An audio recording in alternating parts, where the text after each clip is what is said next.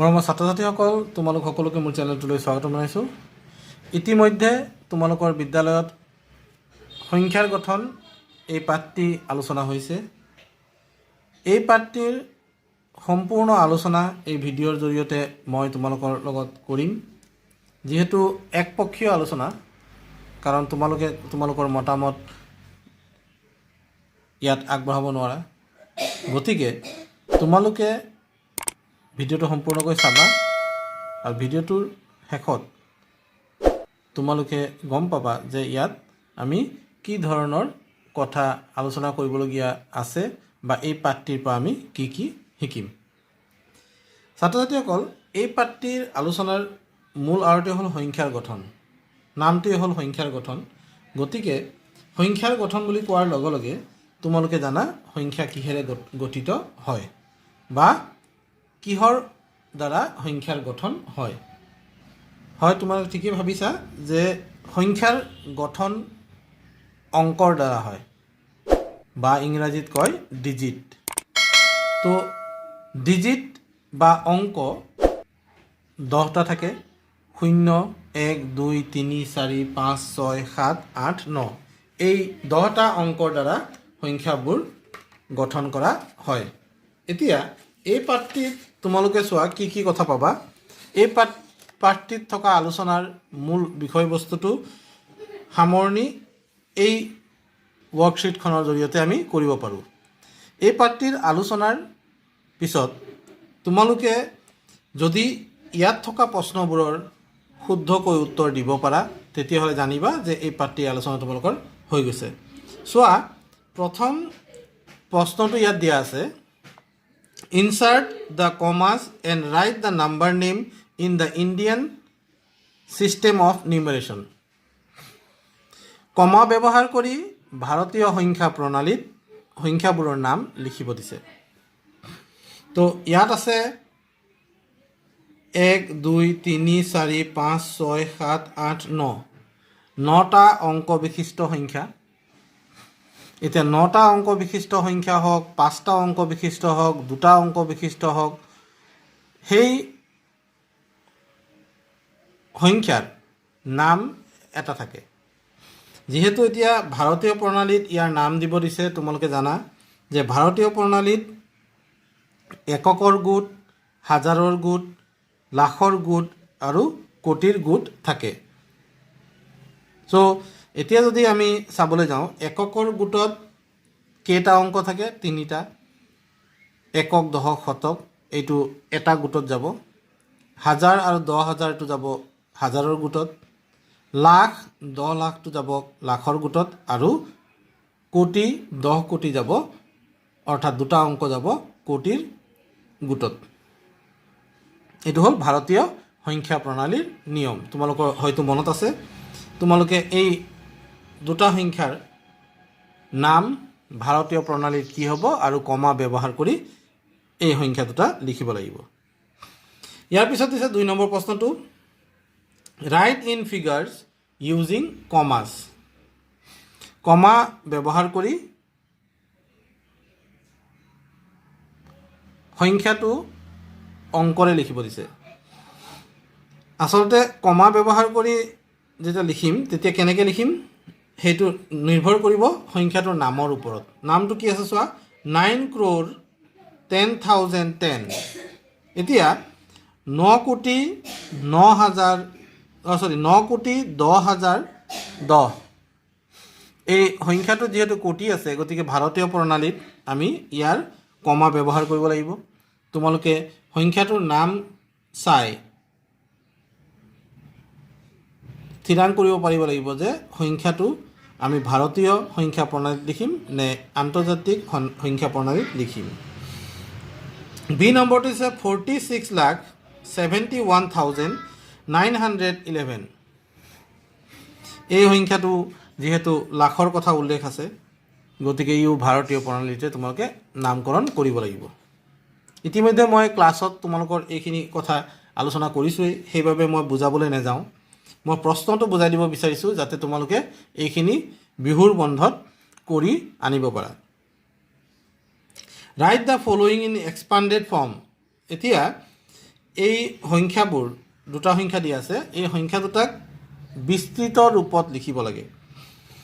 ইয়াত আছে একক, দশক, শতক, হাজাৰ, 10,000। গতিকে ইয়াক বিস্তৃত ৰূপত লিখিলে 1 পূৰণ 10,000 যোগ 5 পূৰণ 1000 যোগ 7 পূৰণ 100 যোগ 6 পূৰণ 10 যোগ 8 পূৰণ 1। এই ধৰণে বিস্তৃত ৰূপত লিখিব লাগিব। এই 3 নম্বৰ প্ৰশ্নটো 4 নম্বৰত যিদৰে দেখুৱাইছে প্ৰশ্নটো ঠিক সেইদৰে লিখিব লাগিব। 4 নম্বৰত দিয়া প্ৰশ্নটো 3 নম্বৰত যিটো দিয়া আছে সংখ্যা, এনেদৰে তোমালোকে সংখ্যাটো লিখিব লাগিব। Write the corresponding numeral for each of the following. এই বিস্তৃত ৰূপটোৰ বাবে সংখ্যাটো কি হ'ব তোমালোকে লিখিব লাগে। নিশ্চয় তোমালোকে এইকেইটা পাৰিবা আৰু কৰিবা। নেক্সট আছে fill in the blanks. Fill in each of the following boxes with correct symbol greater than, less than or equal. ডাঙৰ, সৰু বা সমান চিন ব্যৱহাৰ কৰি খালী ঠাইবোৰ পূৰাব লাগে।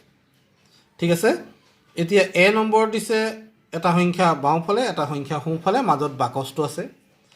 এতিয়া তোমালোকে সংখ্যাত দুটা তুলনা কৰিবা। তুলনা কৰি যদি ডাঙৰ চিন বহে ডাঙৰ চিন বহাবা, সৰু চিন বহিলে সৰু চিন বহাবা, আৰু যদি সমান হয় তেতিয়াহ'লে সমান চিন বহুৱাবা। এইটো তোমালোকক শিকোৱা হৈছে। তাৰপিছত চোৱা, এই চেপ্টাৰ 1ত arrange the following numbers in ascending order. Question number 6ত দিছে তলত দিয়া সংখ্যাবোৰ ডিচেণ্ডিং অৰ্ডাৰত কি কৰিব দিছে, সজাব দিছে। এচেণ্ডিং অৰ্ডাৰ বুলি কৈছিলোঁ মই, আচলতে ইয়াত দিয়া আছে 6 নম্বৰটো ডিচেণ্ডিং অৰ্ডাৰ, অৰ্থাৎ ডিচেণ্ডিং মানে হ'ল ডাঙৰৰ পৰা সৰুলৈ সজাব দিছে। তো ইয়াত এই সংখ্যাবোৰ দিয়া আছে। আটাইতকৈ ডাঙৰটো প্ৰথমতে লিখিবা, তাৰপাছত তাতকৈ সৰুটো, ঠিক সেইদৰে একেবাৰে শেষত হ'ব আটাইতকৈ সৰুটো। 7 নম্বৰ প্ৰশ্নটো দিছে arrange the following numbers in ascending অৰ্থাৎ এচেণ্ডিং অৰ্ডাৰ মানে হ'ল সৰুৰ পৰা ডাঙৰলৈ সজাবলৈ কৈছে। তোমালোকে সৰুৰ পৰা ডাঙৰলৈ সজাই লিখিবা। ভালদৰে এই প্ৰশ্নখিনি লিখি ল'বা। লিখি লৈ তোমালোকে যিসকলৰ হাতত মোৰ নম্বৰ আছে তেওঁলোকে মোক হোৱাটছআপত দিব পাৰা, আৰু যিসকলৰ নম্বৰ নাই তেওঁলোকে নিজৰ ছাৰ বাইদেউক দেখুৱাবা যে ছাৰ বা বাইদেউক ক'বা যে মই এইখিনি কৰি আনিছোঁ, আপুনি অলপ চাই দিবচোন। এই ৱৰ্কশ্বীট 1 যিখন মই দিছোঁ কৌশিকৰ কিতাপৰ হয়, তো কৌশিকৰ ৱৰ্কশ্বীটখন এইখন যদি কমপ্লিট কৰি দিব পৰা যায় তেতিয়াহ'লে আমাৰ কি হ'ব, আমাৰ যি পাঠ্যপুথিৰ পাঠ 1 আছে সংখ্যাৰ গঠন, এইটো আমাৰ কমপ্লিট হৈ যাব। Answer the following. 8 নম্বৰত কৈছে তলৰবোৰৰ উত্তৰ দিয়া, তলত দিয়াবোৰৰ উত্তৰ দিয়া।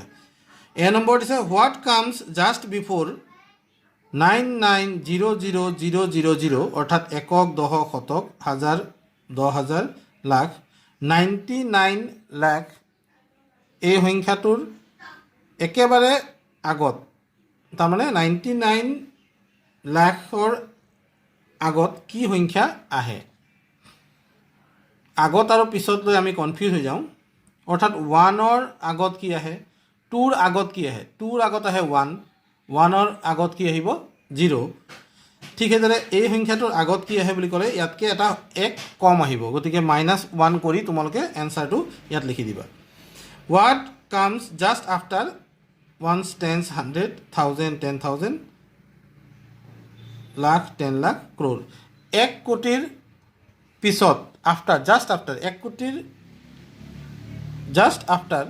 1 কোটিৰ পিছত কি সংখ্যাটো আহিব, একে লগালগি থকা দেই। 1 কোটিৰ জাষ্ট আফটাৰ বুলি কোৱাৰ লগে লগে একেবাৰে ওচৰত কি আহিব। 1 কোটিৰ পিছত বহুত সংখ্যা আহিব পাৰে, সেইকাৰণে জাষ্ট ৱৰ্ডটো ইউজ কৰিছে। 1 কোটিৰ একেবাৰে ওচৰত থকা পিছৰ সংখ্যাটো কি, সেইটো আমি কেনেকৈ পাম, 1 ডাঙৰ হ'ব, গতিকে 1 যোগ কৰিলে তোমালোকে পাই যাবা। এই প্ৰশ্নটো চোৱা, 9 number fill in the blanks. এই প্ৰশ্নটো দিছে 1 লাখ ইকুৱেলছ টু ডেছ 10,000। এতিয়া 1 লাখ মানে কিমানটা 10,000 হয় তোমালোকে লিখিবা। ইয়াত এই প্ৰশ্নটো চাবা, বি নম্বৰটো 1 নাম্বাৰ ইজ ইকুৱেলছ টু ডেছ 100,000। এইটো 1 নাম্বাৰ নহয়, এইটো 1 নাম্বাৰ বুলি দিলে ভুল হ'ব। ইয়াত 1 মিলিয়ন লিখি ল'বা ইয়াত 1 মিলিয়ন লিখি ল'বা তেতিয়া শুদ্ধ হ'ব 1 মিলিয়ন ইকুৱেলছ টু ডেছ 100,000 তেতিয়া তোমালোকে কৰিব পাৰিবা বা 1 ক্ৰ'ৰ লিখি ল'ব পাৰা সেইটোও হ'ব ইয়াত দিছে চি নম্বৰ 1 ক্ৰ'ৰ ইকুৱেলছ টু ডেছ মিলিয়ন 1 কোটিত কিমান মিলিয়ন তোমালোকে লিখিব লাগিব প্ৰথমতে সংখ্যাটো 1 কোটিটো লিখি ল'বা 1 কোটিক যদি আমি আন্তৰ্জাতিক পদ্ধতিত লিখিবলৈ যাওঁ তেতিয়াহ'লে কিমান মিলিয়ন হ'ব সেইটো তোমালোকে লিখিব লাগিব ডি নম্বৰ 1 মিলিয়ন মানে কিমান লাখ 1 মিলিয়ন প্ৰথমতে লিখিবা সেইটোক যদি আমি ভাৰতীয় সংখ্যা প্ৰণালীত লিখোঁ তেতিয়াহ'লে কিমান লাখ হ'ব ওলাই যাব এতিয়া চোৱা 10 নম্বৰ প্ৰশ্ন insert commas suitably and write the number name according to international system of numeration আন্তৰ্জাতিক পদ্ধতিত সংখ্যাটোৰ নাম লিখিব দিছে আৰু কমা ব্যৱহাৰ কৰিব দিছে প্ৰথমতে কথা হ'ল ইয়াত যি সংখ্যা দিয়া আছে সেই সংখ্যাত আন্তৰ্জাতিক পদ্ধতিৰে কমা ব্যৱহাৰ কৰিব দিছে আৰু সংখ্যাটোৰ নাম লিখিব দিছে সেইকাৰণে দুটা লাইন দি থোৱা আছে এই সংখ্যাটোত আন্তৰ্জাতিক পদ্ধতি যেতিয়া কমা ব্যৱহাৰ কৰিবা তেতিয়া কি হ'ব এককৰ গোটত 3টা অংক থাকিব হাজাৰৰ গোটত 3টা অংক থাকিব মিলিয়নৰ গোটত 3টা অংক থাকিব অৰ্থাৎ ভাৰতীয় প্ৰণালী আৰু আন্তৰ্জাতিক প্ৰণালীৰ মাজত পাৰ্থক্য এইটোৱেই যে এককৰ গোটত 2টা প্ৰণালীত সমান সংখ্যক অংক থাকে 3টা থাকিব 1 10 আৰু 100 থাকিব কিন্তু ভাৰতীয় প্ৰণালী আৰু আন্তৰ্জাতিক প্ৰণালীত হাজাৰৰ ঘৰত থকা অংকৰ সংখ্যা কি হয় পাৰ্থক্য থাকে বা বেলেগ বেলেগ থাকে হাজাৰৰ গোটত ভাৰতীয় প্ৰণালীত 2টা অংক থাকে কিন্তু আন্তৰ্জাতিক পদ্ধতিত 3টা অংক থাকে সেই কথাটো মন কৰিবা অৰ্থাৎ একক দশক শতক 3 অংকৰ আগফালে কমা বহিব একক দশক শতক 3 অংক একক দশক শতক ইয়াত কমা আহি গ'ল হাজাৰ 10,000 100,000 ইয়াত কমা আহিব অৰ্থাৎ 78,821,000 আৰু 82 হ'ব insert commas suitably and write the number name according to Indian system of numeration এতিয়া শেষৰ প্ৰশ্নটো দিছে এনেকৈ যে তলত দিয়া সংখ্যাটোত ভাৰতীয় সংখ্যা প্ৰণালীত কমা ব্যৱহাৰ কৰিবা আৰু কমা ব্যৱহাৰ কৰি সংখ্যাটোৰ নাম লিখিব লাগে গতিকে ভাৰতীয় প্ৰণালীত তোমালোকে এই 11 নম্বৰ প্ৰশ্নটোৰ উত্তৰ কৰিব লাগিব তো ছাত্ৰ ছাত্ৰীসকল এয়া হ'ল তোমালোকৰ পাঠ 1ৰ কিমান বুজিছা বা তোমালোকৰ লাৰ্ণিং আউটকাম কি হৈছে সেইটো ওলাই পৰিব ইয়াৰ পৰা আশা কৰোঁ বিহুৰ বন্ধত তোমালোকে এইখিনি কৰি পেলাবা কৰি যিসকলে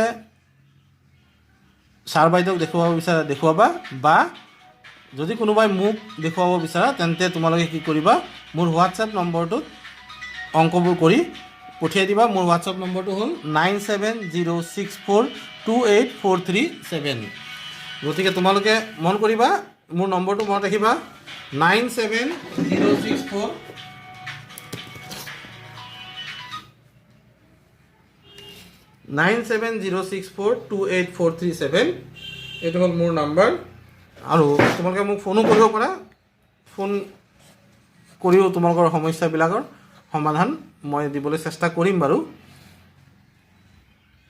তো আজিলৈ ইমানতে এৰিব বিচাৰিছোঁ আকৌ এবাৰ কৈ দিছোঁ হোৱাটছএপ নম্বৰটো হ'ল 9706428437 অকল পঢ়া লিখাৰ কথাহে মোৰ লগত আলোচনা কৰিবলৈ নম্বৰটো দিছোঁ ভিডিঅ'টো চোৱাৰ বাবে সকলোকে ধন্যবাদ জনালোঁ আৰু যিসকলে এতিয়ালৈকে চেনেলটো ছাবস্ক্ৰাইব কৰা নাই কাইণ্ডলি চেনেলটো ছাবস্ক্ৰাইব কৰিবা আৰু এটা কমেণ্ট দি দিবা এটা কমেণ্ট লিখি দিবা ভাল লাগিছে বেয়া লাগিছে পৰৱৰ্তী ভিডিঅ'ত মই তোমালোকক বুজাবলৈ চেষ্টা কৰিম এতিয়া বৰ্তমান তোমালোকৰ কিমান তোমালোকে জানা সেইখিনি কথা আগতে মই জানি লওঁ তাৰপিছতেই মই শিকোৱাটো আৰম্ভ কৰিম থেংক ইউ